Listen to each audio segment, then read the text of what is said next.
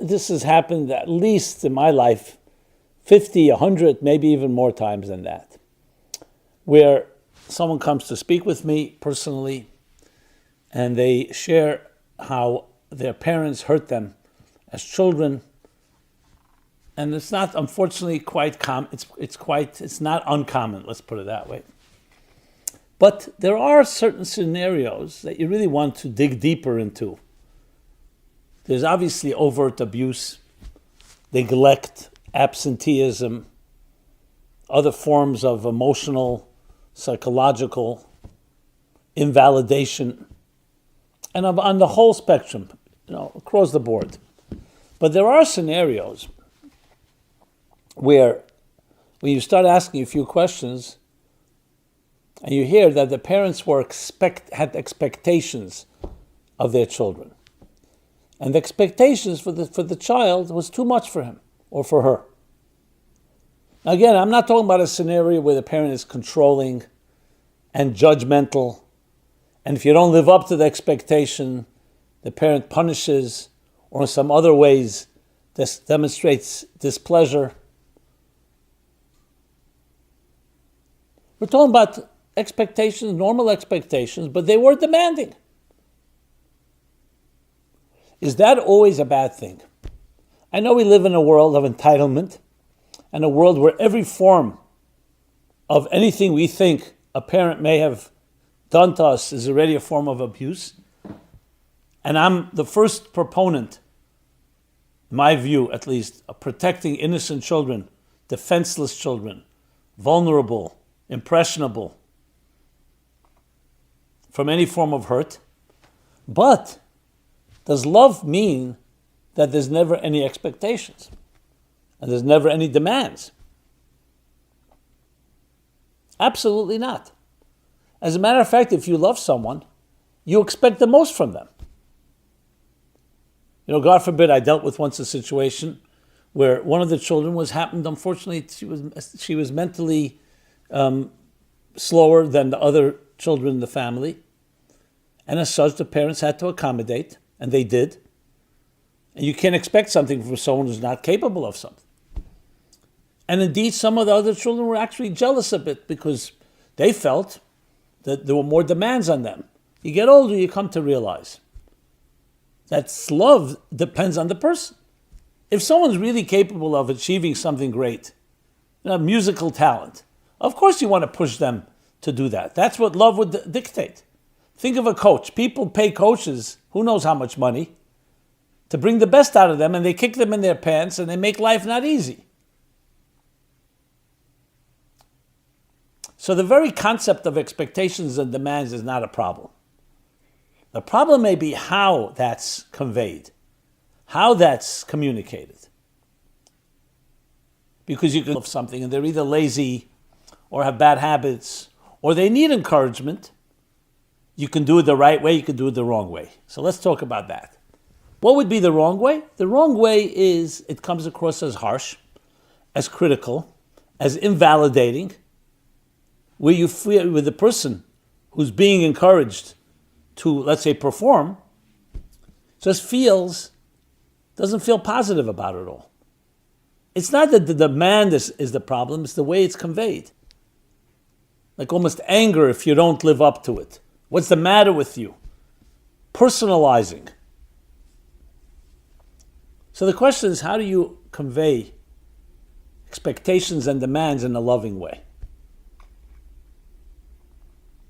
And the answer is through love. You express through love. I'll give you a scenario. Your child comes home from school.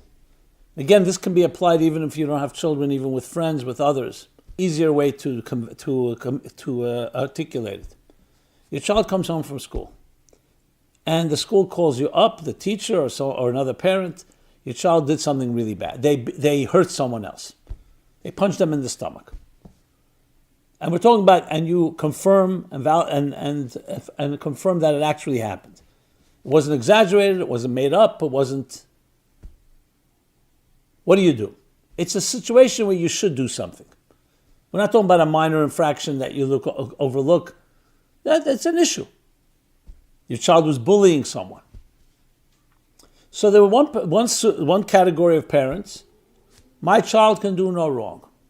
It must be the other child's fault, the parents' fault, the principal's fault, the school's fault, the teacher's fault, everyone else's fault. My child can do no wrong. And you absolutely don't do anything about it. You blame everyone else. And the child sees that and learns from that as well. Another approach is the exact opposite. Disciplinarian approach. How could you do such a thing? You ground your child. You punish them. Discipline. To teach them a lesson never to do that again. In the process, you demoralize your child. So the first approach sounds loving, right? No, it's not loving. Because what are you teaching your child? You're not giving them the truth. You're not educating them. You're not training them. You're ignoring. You're spoiling them. And in a way, enabling them to do worse things at some point. That's not love. The second category is also not love.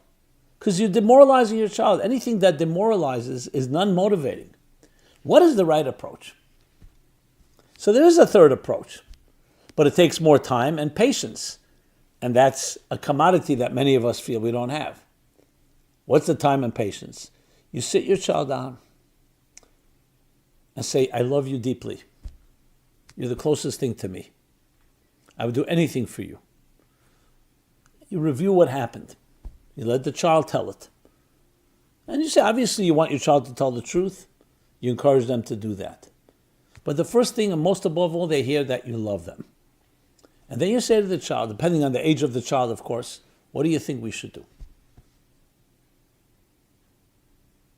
And you show your child your care, and not just because I love you, but I care that you should be the best you can be. Now, you may end up grounding the child. You may end up showing them some form of discipline, but it's a discipline, what we call in the Kabbalistic language, Gvura Shebechesed, a discipline within love. That love requires discipline. Love requires, at times, boundaries, guidelines. Love is not just pouring kindness and love without any limitations. As a matter of fact, you could even tell your child, if it's raining and you need water in the fields, if it comes down as floods, it'll destroy the field just as a drought will. The key is that the water should come down channeled, drop by drop, that the earth can absorb it. You teach someone, if you're a good teacher, you don't just pour on and overwhelm them with ideas. You go at their pace. Yes, you lead the way, but you want to make sure they're following. Allow them to integrate it. And the same thing here. Now, the child may not like the fact that you discipline them, but they have to always remember it was all about love. Why does someone pay a coach top dollar? Because they know that's what they want. They need excellence. Now, I understand an adult can make those decisions easier. Children, you have to be more sensitive. And indeed, if your child is a sensitive child, that's part of the love. That's where you need to be innovative, creative. But they always have to remember that it's all about the care that you have for them. Can we do a perfect job? We're not looking for perfection. We're looking for conscientiousness. We're looking for sensitivity. We're looking for, even when there's a need for discipline, that it should be couched, it should be part of the context of love. So taking down to expectations and demands. You see you have a child, a friend, someone, a worker for that matter. They really can do a lot better. So you can call them in and scold them and say, I expect a lot more from you. Next week, the quota is going up. We have expectations. There'll be consequences. Or you can show and care and say, you can do such a great job. You have such potential. I wish I had potential like you. Now, I understand sometimes you need to prod someone on. You need something challenging and sometimes, yes, some type of critique, constructive critique, but always coming from a healthy place. Because the impression many people get, you just want to be critical. So to sum up, expectations and demands is what builds a person. But what can break them is your approach to it, of how you present it. And that's the key to everything. The people that motivated me most of my life, did not scold me, did not even in any way demand. They were by example. I looked at them and I said, I want to be like them. By example, I saw a shining example of something I aspire to. In life, we try to find people like that, role models, templates, examples. Now, if you don't find that, you try to find someone, a mentor, that can help you. And above all, to be honest. And honesty sometimes is painful. Yeah, you hear all the time from lawyers and accountants, my client pays me top dollar, but they don't want to hear what I have to say. They pay me to be quiet. They don't want to hear they made $1 million mistake or judgment or an error in judgment. Okay, some people are that way. They don't want to hear about their own flaws, their own faults. Others, the opposite. I want to hear, even though it may not be comfortable. That's how you grow. So whoever it is you're dealing with, the key is to be sensitive to the situation. And at times, yes, you need to push. I mean, obviously, it would be great if we push ourselves, create our own pressure, but it doesn't always work that way. And finally, I want to say this. We all have much more potential than we think we have. And you can't dispute that, because how do you know how much potential you have? Until you try. We all have tremendous potential. Unfortunately, the potential is not released or unleashed, often due to other circumstances.